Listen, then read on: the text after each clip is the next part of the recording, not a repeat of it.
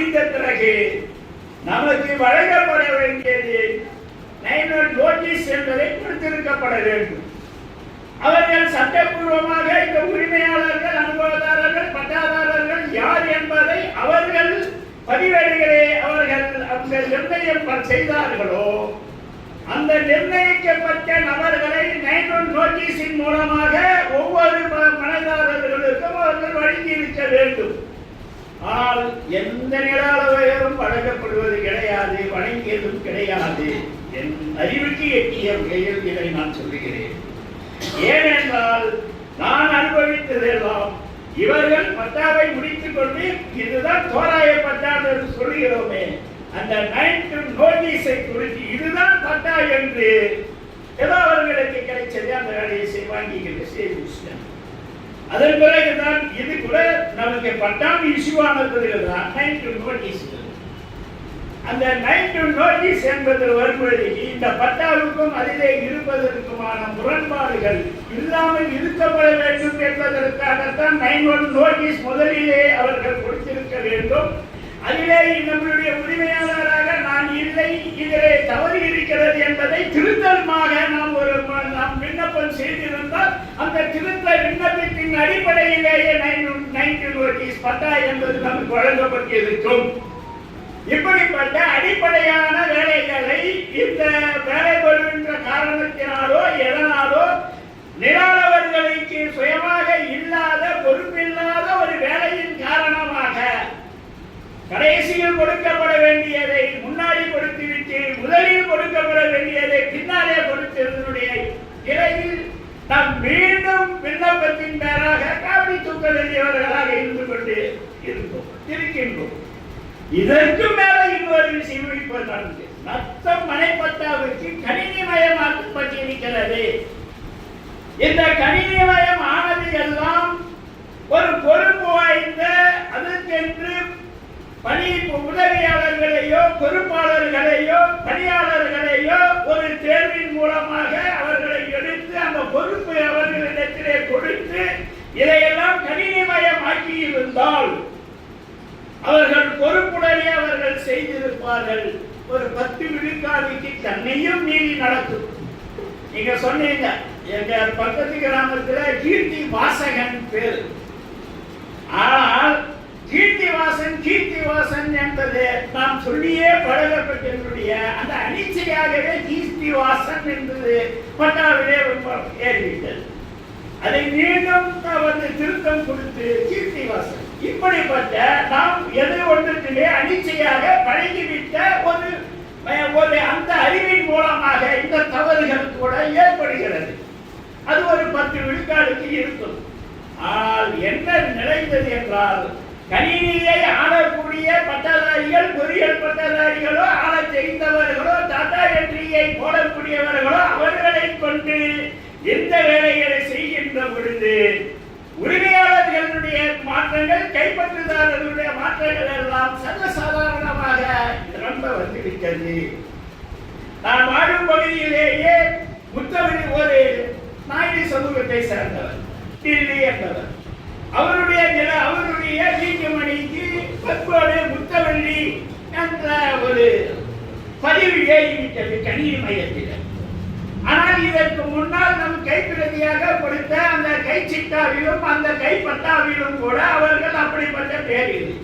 கணினிமயமாகும் பொழுதுக்கு ஏற்படுகின்ற தவறுக்கு மீண்டும் நம்முடைய சொத்து வரலாறுகளை எல்லாம் ஆவணப்படுத்தி கொண்டு போய் நாம் அதை முன்னிறுத்தினால்தான் அதை நம்மளுடைய சொத்தாக அதை நாம் அடைய முடியும்.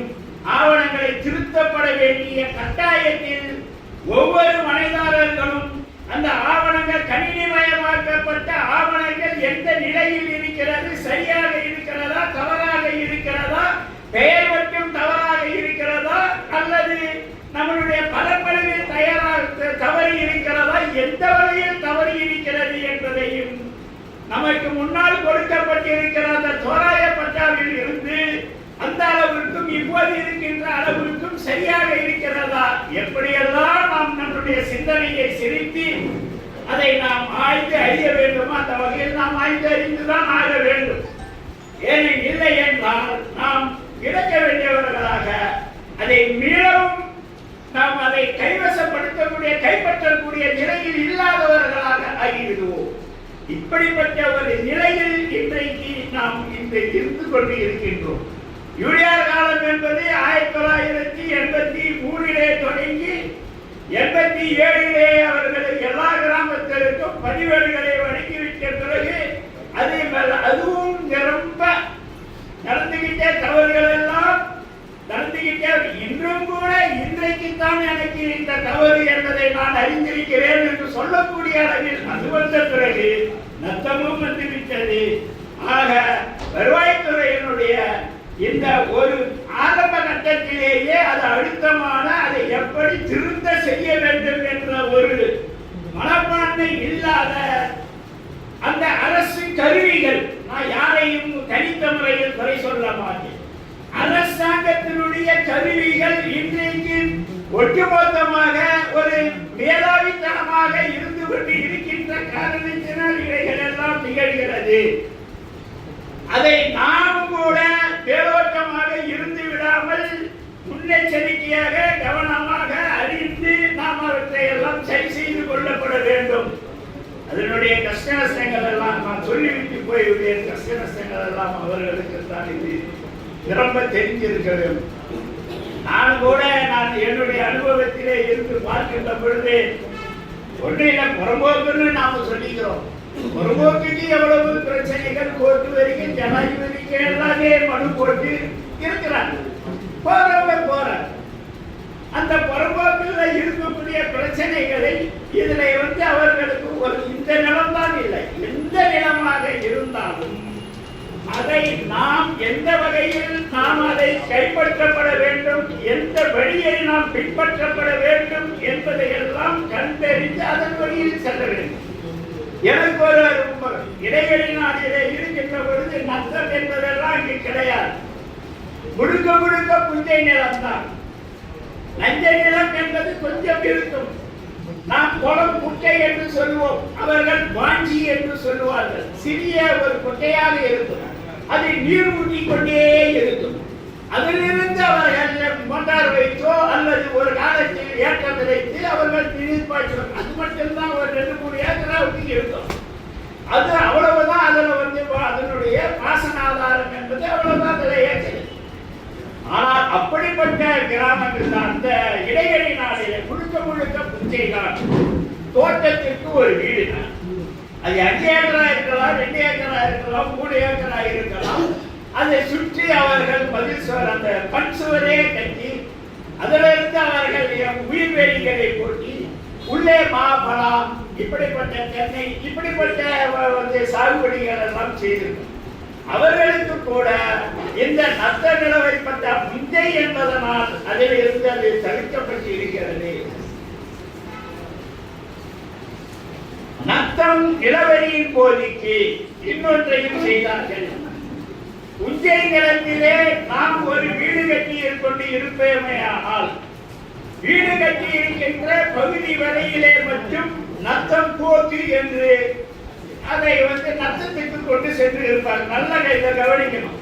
புஞ்சையில வீடு கட்டி இருக்கிறவங்க சர்வேயர் பகுதிக்கு நத்தம் நிலாவை சர்வேயர் பகுதிக்கு வீடு கட்டிய 2 சென்டோ 5 சென்ட்டுக்கோ உங்களுக்கு பட்டா வழங்கி இருந்தால் அதை இங்கே விளைநிலமாகவும் ஒரு பகுதி விளைநிலம் ஒரு பகுதி வீட்டு மனை.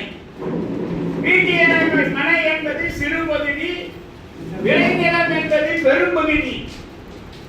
இந்த இதிலேயே கூட இந்த சந்தை மதிப்பு வழிகாட்டியிலே கூட இது இந்த முரண்பாடுகள் எல்லாம் இங்கே இருக்கின்றது. இந்த மாதிரியான நிலங்களிலே அது இருக்கின்றது. இதை நத்தத்துக்கு போக்கு என்று கொண்டு போயிட்ட பிறகு நத்தத்திலேயும் பட்டா வாங்கி வைத்துக் கொள்வார்கள், புஞ்சையிலேயும் முழு விசரணத்துக்கு பட்டா வாங்கி வைத்துக் கொள்வார்கள். ஆக இரண்டும் ஒரே ஒரு குறிப்பிட்ட சர்வே நம்பருக்கு 2 விதமான பட்டா இருக்கும். ஆக இப்படிப்பட்ட இருக்கின்ற பட்டாவையை கூட எங்களுடைய நான் வகித்த கிராம நிர்வாக அலுவலர்கள் எல்லாம் நத்தம் போக்குக்கு போனதெல்லாம் புஞ்சை மலைப்பிரிவு என்று அதை மட்டும் தனியா பிரித்து விளைநிலம் என்பதையும் பிரித்து அவர்கள் அடங்கலை சரியாக செய்திருக்க வேண்டும். ஆனால் அப்படிப்பட்ட நிலை இன்றைக்கு எதையும் பிரித்து ஆடுவது கிடையாது. கணக்குகளை அதை சரிப்படுத்தி வைப்பதும் கிடையாது. நில சீர்திருத்த